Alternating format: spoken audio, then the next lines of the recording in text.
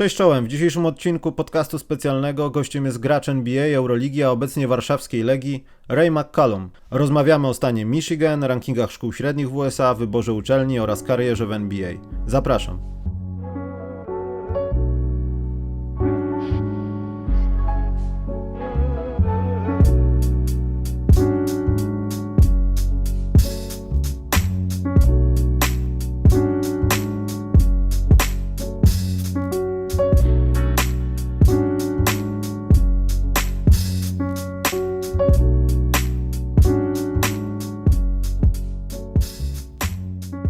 Hello, Mr. McCallum, Michigan finest. Let's hope Warsaw finest soon. Man, how you doing? Thank you for having me. It's a pleasure for me, man, because I always have to solve the mystery of Michigan State, so you need to help me. How did it start with your basketball? It was your father or the Michigan mystery? A lot of good basketball players come from that state, and I don't know why. Yeah, I mean, I moved to Michigan. I actually lived there 2 times earlier in my life. My dad was coaching at the University of Michigan for a short period of time. I was probably maybe 2 or 3 years old. And then I came back. My journey brought me back to Michigan. I want to say I was a junior in high school. I spent my junior and senior year in high school there. Had a lot of success. That's pretty much where everybody kind of knows me from, being in Detroit. In high school, it's kind of where I made a name for myself there. And then ended up choosing to stay home and play for my dad in college, where I played 3 seasons at the University of Detroit with him. So, yeah, the Michigan ties, there's a lot of great basketball players who have come out of the state. The city of Detroit has a lot of good players, and obviously Michigan State, those are probably the headline schools that everybody knows about the state of Michigan. But great time, great memories there. And yeah, like you said, a lot of good players come from there. But still it's a mystery for me because in Poland, sometimes we have a lot of players, really a lot from Michigan. I was thinking about like special environment there. It's the weather. Is the weather? For sure. The weather here in Poland's got to be kind of similar to the weather back in Michigan. There's a lot of cold days, a lot of gray days. Yeah. So much sun. So I think we just kind of can migrate to Poland and we can fit right in. When you was in a high school, you was like one of the top of the players from the high school. Like in those rankings, you were pretty high. In your class was like first person, Harrison Barnes, then Kyrie Irving, and I can read it and read it and read it. Yeah. It was a kind of pressure on you because a lot of good guys and you need to move up on those index for the scouts, for the scholarships, for the college. I mean, it wasn't necessarily pressure. I mean, it was fun. I enjoyed it. Playing the game, putting a lot of hard work in over the years. Having my father being a coach, and he was coaching at big schools the majority of my life growing up. I saw him always recruiting the top talented players, and I always wanted to be one of those guys. So, I always pushed myself to try to be one of the best players in my class, and the goal was always to try to make the McDonald's All-American game and be in high school All-American. And come with that, you're going to play against the best. Like you said, guys like Harrison Barnes, Kyrie Irving, the list goes on and on of all the pros. And there was a lot of all-stars and everything in my class in high school. So it was a challenge. It was a lot of fun growing up.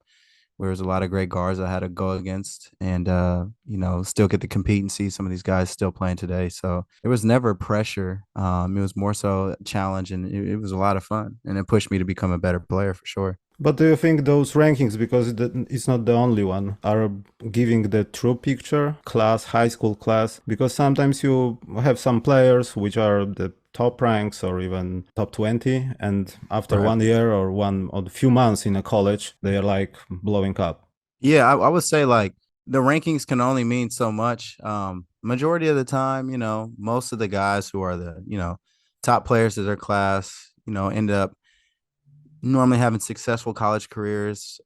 Most of the top guys, have a chance at some time in their 4-year college career to make it to the NBA.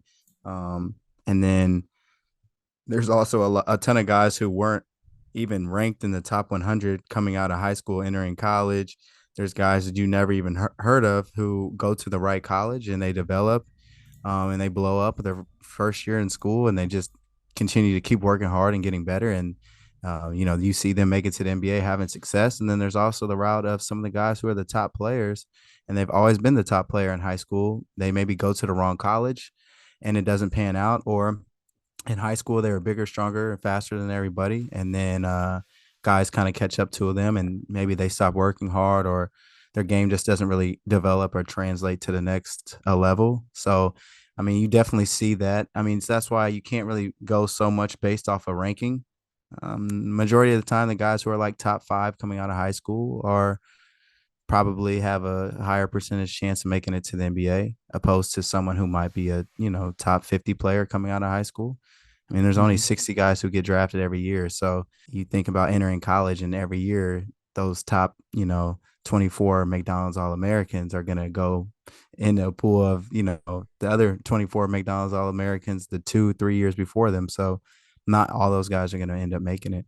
So after your high school, you decided to play University of Detroit Mercy, but you have some offers. Did you opt out of these offers due to uncertainty of the playing time, or you just wanted to play for your dad? Yeah, no, it was a tough decision. I mean, I had my final really was gonna either be UCLA, Arizona, or Florida. I'm pretty sure I would have had a good opportunity to come in and play a lot of minutes as a freshman.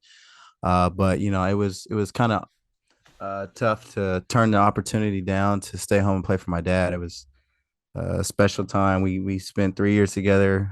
He knows my game better than anybody else. Even though it was a small school, I know I took a lot of heat for it, but if I could go back and do it again, I wouldn't regret it. I wouldn't change my decision. We had a lot of success at Detroit. He helped me become a better player and person I am now. And, it was just something that you just can't get back. Do you think choosing, for example, UCLA would give you a higher place in the NBA draft? I mean, obviously that, there's two ways you could look at it. Like, yeah, for sure. I mean, I definitely could have maybe changed my draft status, and I could have ended up going first round, different opportunity, different path.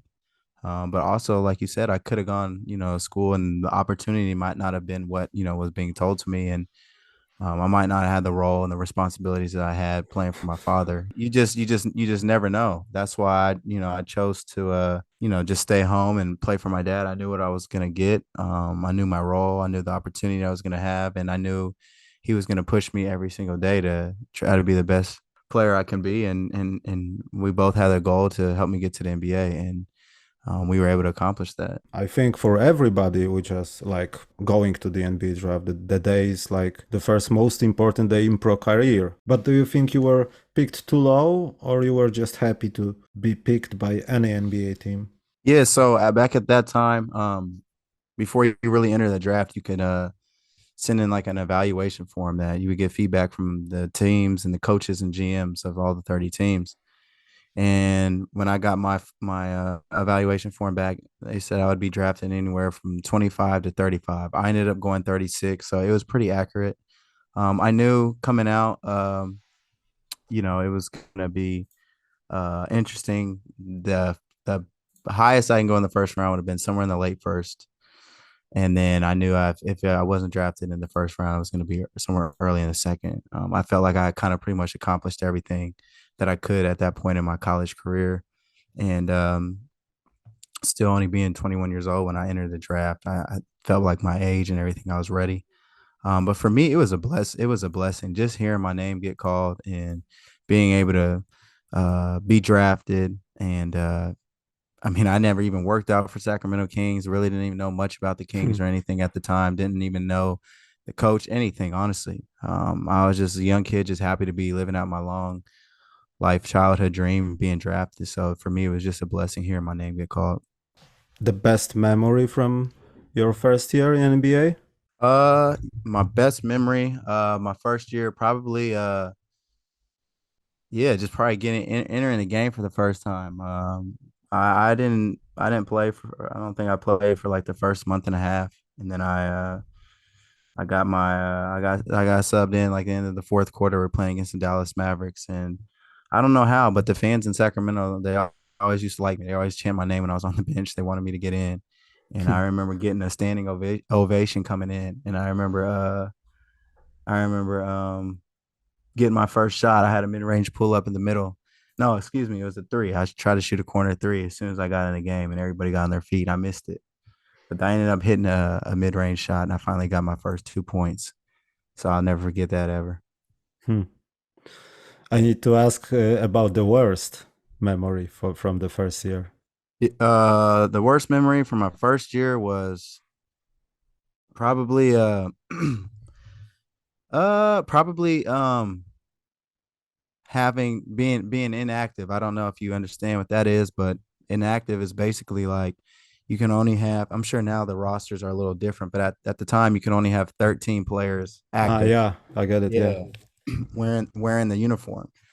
And then you would have two guys that are inactive, which basically you have to wear like a suit and you sit behind the bench. And you basically, I mean, you're there, you're getting paid, everything's cool, you're practicing everything. But for those games, I'm inactive and like I can't warm up with the team or anything. And I just sit behind the bench and I just watch. So those days were tough for sure. Just being a kid who always loved to play and you always want to be out there playing. You feel like you should be playing, whether you're a rookie or second round pick, not even knowing at the time that you got to be patient and it's a business and you got to wait. But those are the toughest times. But I mean, it made me better and made me hungrier when I got my opportunity. I knew I never wanted to be inactive again. You were a rookie, so you had to do something special for other guys? Oh yeah, Bringing for sure. donuts or stupid jokes like whole popcorn car and Oh everything? yeah, all that. You got to pay your dues, man. Rookie duties. Um, my one of my good best friends, Ben McLemore, and I were rookies together. They had us carrying Hello Kitty pink backpacks, and we had to take it on for all the games, home and away. And yeah, for the plane, we would have to go pick up the food, and have the food hot and ready on the plane. But I had good veteran guys and older teammates around me, so they were always showing love. We did get our cars popcorn at the end of the season, which we were definitely both a little disappointed about because we felt that we did a great job all season long being rookies and doing all of our duties, but they definitely did popcorn both of our cars at the end of the year, which was tough. So typical. Yeah, it is what it is. We just thought we were gonna make it through the whole year without having to experience it, but they got us, and it only took about 3 or 4 car washes and maybe two car details to get it all the way clean and get the smell out. The toughest part, I think. Yeah, for sure. But from that perspective, that from your whole NBA career, did you think being an NBA player was better than it actually was? Yeah, I mean, obviously, everyone wants to be able to be the guy and have the long NBA career in a different path. I was in some situations that I'll never forget. Being in Sacramento, I got an opportunity in my first 2 years, and when I got my opportunity and my chance, I thought I played pretty well, and um, was able to establish. I thought I was establishing myself a little bit as a You've young got a player. special good second year. Yeah, yeah, I had a good season, and then that led to me getting traded to the Spurs.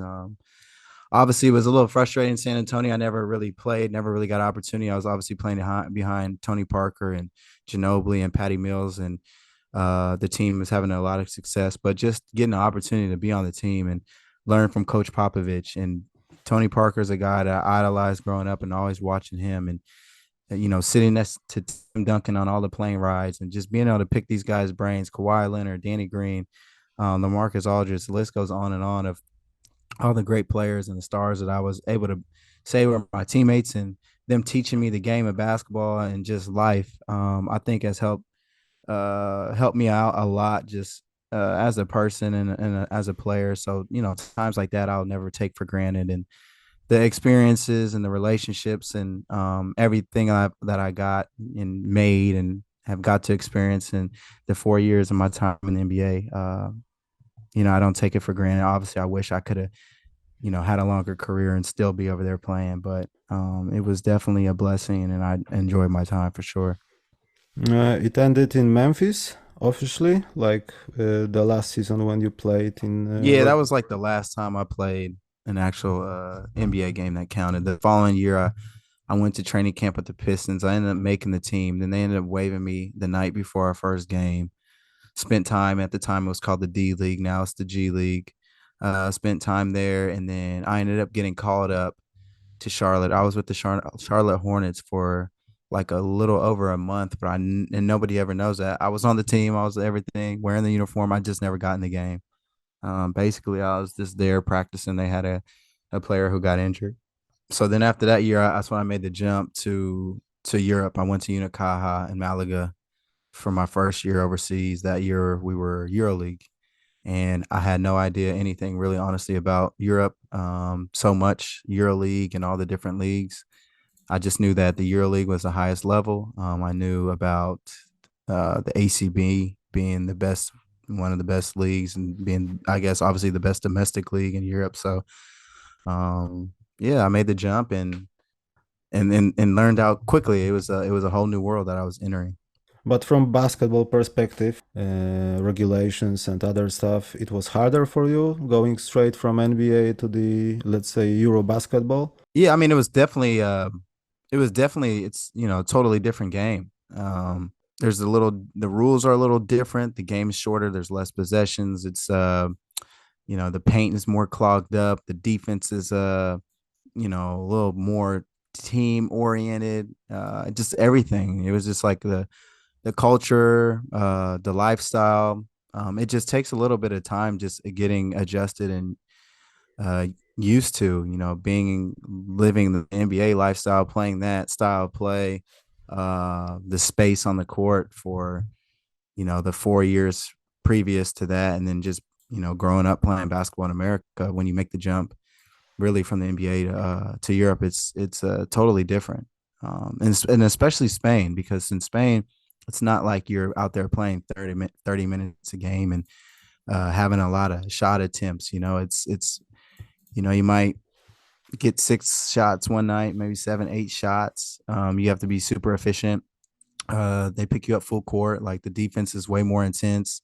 There's a lot of pressure on every games. It's a whole, it's a totally different world that you're entering, and it takes time to kind of figure it out. So Ray McCallum is a shooting first guy or passing first guy or both? No, I like to do both for sure. My whole life being a point guard, I love to pass. I love to get my guys going, get them shots. Love to see everybody enjoying the game, having fun, and at the same time, I do love to be aggressive. I've always, pretty much been a scoring point guard growing up, but a guy who's, enjoy doing both. Yeah, It just that's the question because sometimes you guys check the highlights. You can see the games with 30 something points and let's say two, maybe three assists, and the other night, quote, you can see something different. So that's why I'm asking yeah. which side is stronger Yeah, I mean, I think it just kind of depends on on the guys game. Yeah, and and it's guys. just Yeah. yeah, there's some teams and some situations where it's like they need me to go try to score the majority of the team's points. And then there's some times where I'm on the court with other good players that's what they really do well, is score the ball. And my strength is really getting them the ball to make their life easier.